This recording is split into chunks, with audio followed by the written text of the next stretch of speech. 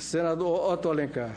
Senhor presidente, senador Tássio Gereissati, o ministro da Fazenda, doutor Henrique Meirelles, eu queria observar, quando o presidente da Comissão de Meio Ambiente, Fiscalização e Controle, ano passado, nós identificamos no Brasil 1.615 obras de médio e grande porte inacabadas.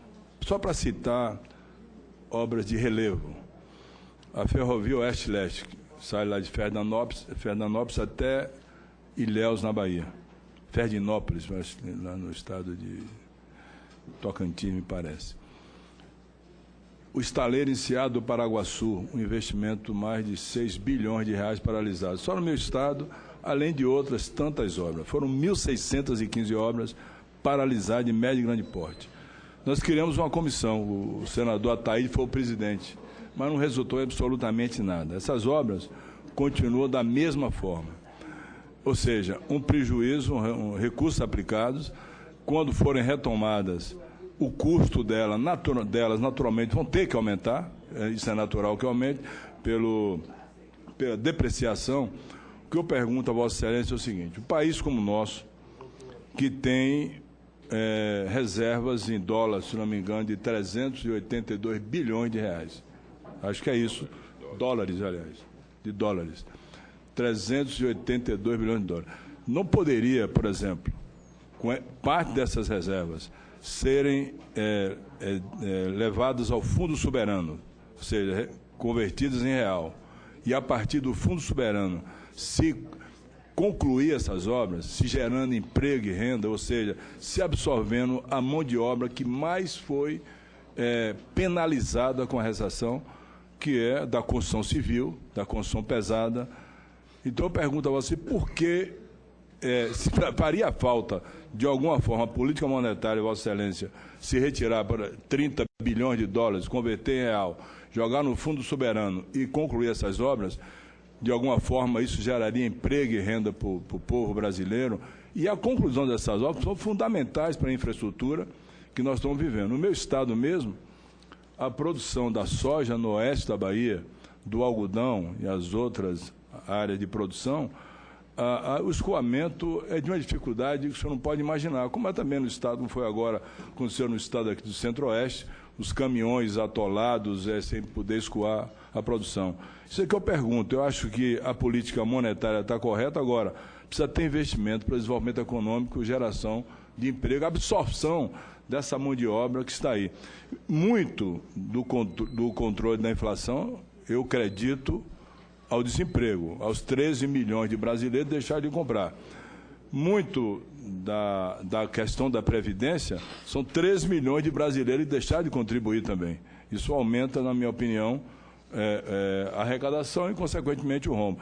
Então, isso é o que eu pergunto a Vossa Excelência. A minha preocupação é com essas obras que precisam ser concluídas para o Brasil avançar mais ainda. Mas eu quero lhe fazer um apelo. O meu estado, ministro, está sendo cercado. Se estabeleceu um cerco do governo federal, a Bahia, porque é governado por um governador petista.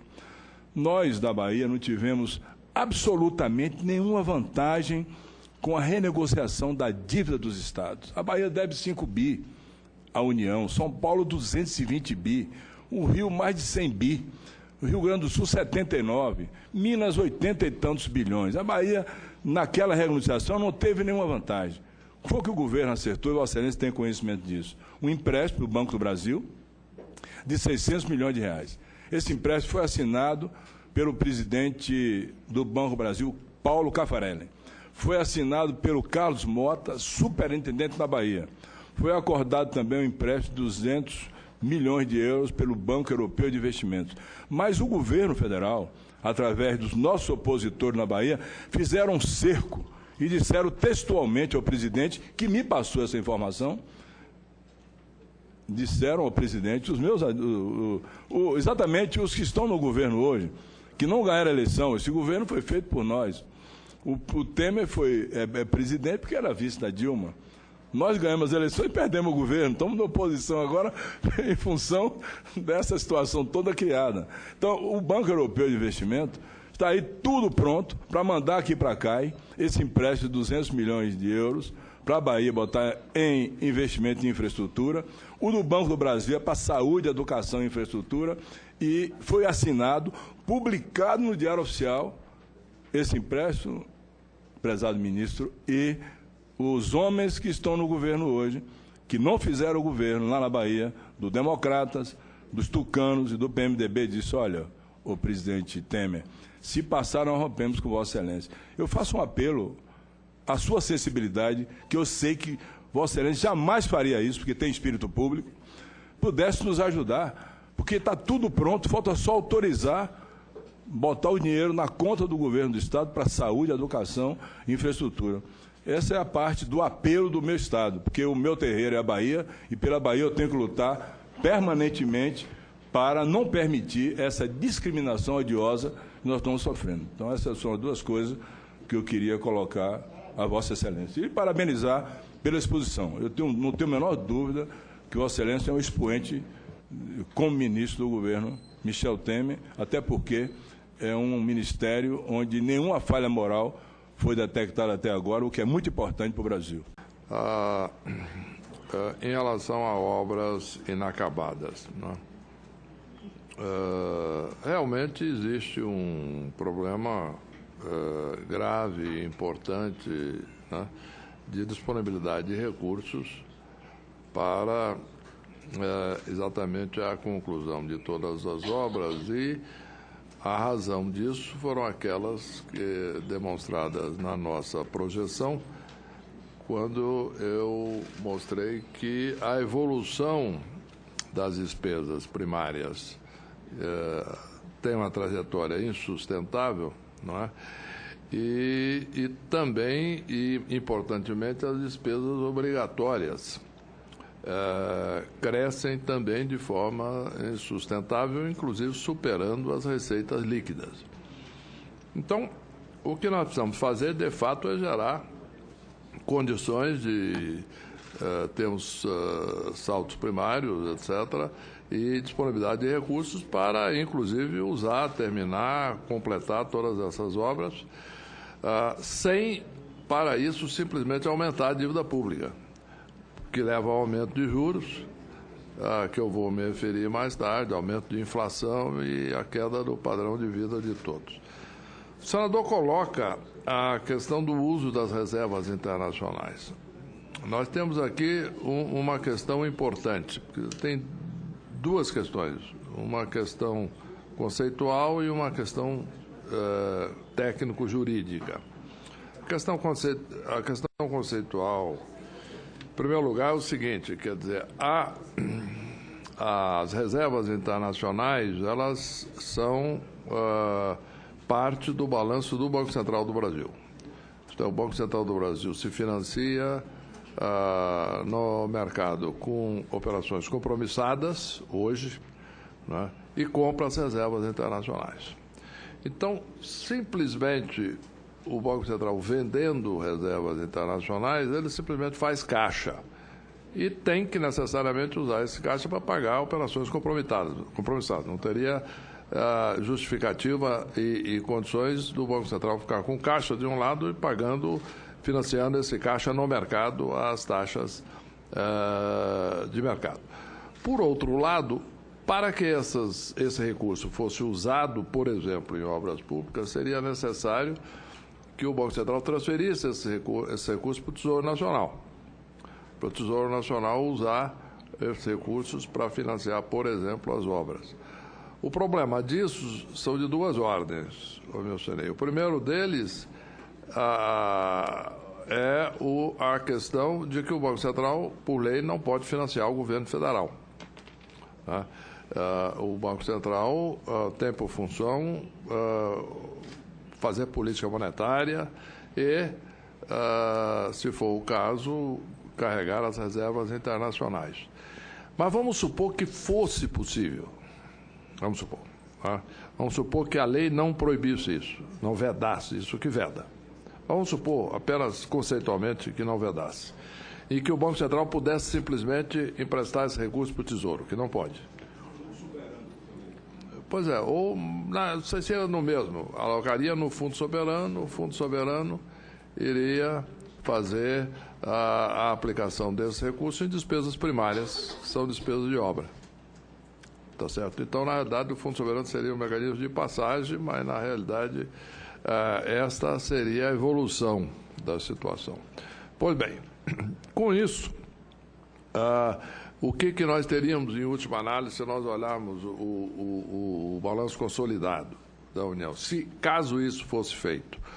Hoje, do endividamento público total, né, tem a dívida bruta, que cresce e que tem aí reservas. Mas, dentro da avaliação do endividamento público brasileiro, o mais relevante, né, é a dívida pública total menos as reservas internacionais. É a dívida líquida de reservas. Pois bem, no momento em que, em tese, fosse possível, juridicamente, vender reservas e pegar esse dinheiro e gastar, aplicar em obras, por exemplo, independente do mérito disso, nós teríamos simplesmente um aumento da dívida líquida. Ponto. Aumenta a despesa primária, aumenta a dívida líquida. Vamos supor que fosse esta a finalidade última, fosse esse o objetivo. Bom, aí seria um objetivo mais direto, o Tesouro Nacional fazer a emissão de dívida e aumentar a despesa primária e investir nas obras. O que significa na prática o quê? Exatamente o aumento do déficit. Ponto. Então, o que eu quero dizer é o seguinte, o uso de reservas não resolve o problema básico nosso, que é o déficit público elevado, e o problema do aumento da dívida pública líquida de reserva dentro de uma trajetória que estava se configurando como insustentável, né? Então, basicamente, é esse o ponto. Não há, digamos, uma solução melhor que não seja uma que leve, em primeiro lugar, a um controle do crescimento das despesas obrigatórias, né? E, em consequência disso, aí sim, com o tempo, o país tem condições para aplicar em obras e etc. Além de também ser muito importante como parte desta equação, não para resolver o problema dessas obras públicas lá paradas necessariamente de todas, principalmente as pequenas, mas grandes obras certamente que podem ser objeto de privatização, concessões e etc. Né? Em relação agora à questão do estado da Bahia, né? A informação que eu tenho, senador, é muito simples. O Banco do Brasil tem que analisar o cumprimento de diversas obrigações de cada um dos órgãos públicos estaduais que vão fazer cada obra para que aquilo se adeque nas condições necessárias para a liberação dos empréstimos, etc., para que, inclusive, isso justifique as garantias. E pelo que eu estou informado, é exatamente o que o Banco do Brasil tem trabalhado com o Estado e aguarda para que, de fato, possa haver essa liberação, né? A parte, eu vou lhe ouvir com satisfação, mas deixa eu apenas terminar esse ponto. A parte que diz respeito ao Ministério da Fazenda, que é a parte essa está cumprida, já foi feita, quer dizer, isso não está mais no âmbito da Fazenda Nacional. Isso já é uma questão técnica, jurídica lá de acompanhamento de obra por parte da instituição financeira. Por favor. Eu queria só informar a Vossa Excelência que tudo que foi pedido pelo Banco do Brasil foi cumprido pelo Estado. Não tem nenhum item que não tenha sido atendido em todos os pedidos do Banco do Brasil. Mas queria passar a Vossa Excelência uma coisa que me chamou a atenção e que ficou até hilário na Bahia. O governador assinou o contrato com tinta preta e o Banco do Brasil com tinta azul. Aí mandaram devolver para assinar com tinta azul. Você vê a má vontade do Banco do Brasil com a Bahia. Nós cumprimos tudo. Eu queria apelar a Vossa Excelência para nos ajudar nesse sentido, porque isso é uma coisa que, no momento atual, não cabe mais discriminação, né, cerco a um Estado que precisa desenvolver para aplicar os recursos e está tendo Eu sei que não é tudo da Fazenda e da Secretaria Nacional do Tesouro foi cumprido rigorosamente, absolutamente. O problema mais é um problema político. O senhor tem ideia, por exemplo,